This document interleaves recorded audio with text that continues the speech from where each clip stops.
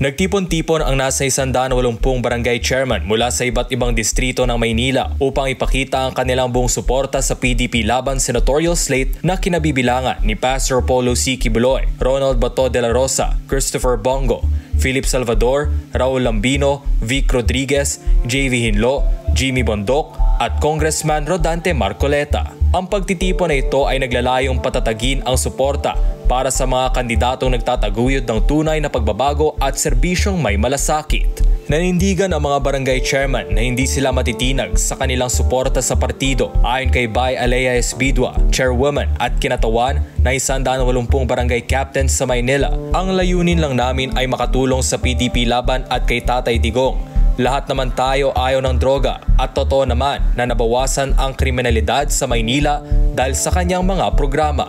Sa nasabing okasyon, si Boss Dada, ang kinatawa ni Pastor Apollo C. Quiboloy, ay nagbahagi ng mga dahilan kung bakit nararapat na suportahan ang butihing pastor. Si Pastor Apollo Quiboloy ay nagtataguyod ng zero corruption. Siya ang nagtataguyod ng death penalty para sa mga korap, mandarambong at magnanakaw. Tutuluyan niyang sugpuin ang droga at ang banta ng CPP, NPA, NDF. Siya rin ay isang makakalikasan at itataguyod niya ang kagandahan at kalusugan ng bansa. Pahayag ni Boss Dada.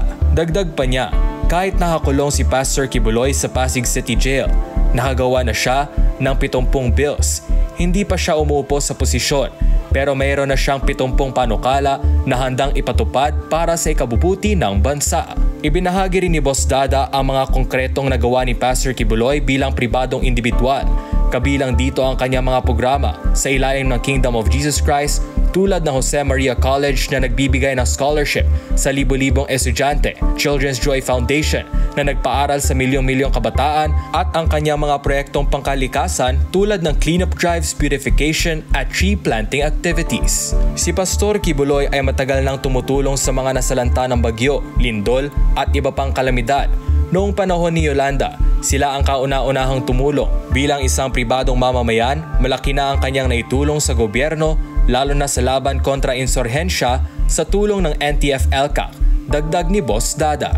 Ang iba pang kandidato ng PDP laban ay nagbahagi rin ng kanilang mga plataporma at adhikain para sa bansa. Parehong nanindigan sina Senator Bato de la Rosa, Senator Bongo at iba pang kandidato na ipaglalaban nila ang kapakanan ng mga Pilipino at itataguyod ang tunay na pagbabago.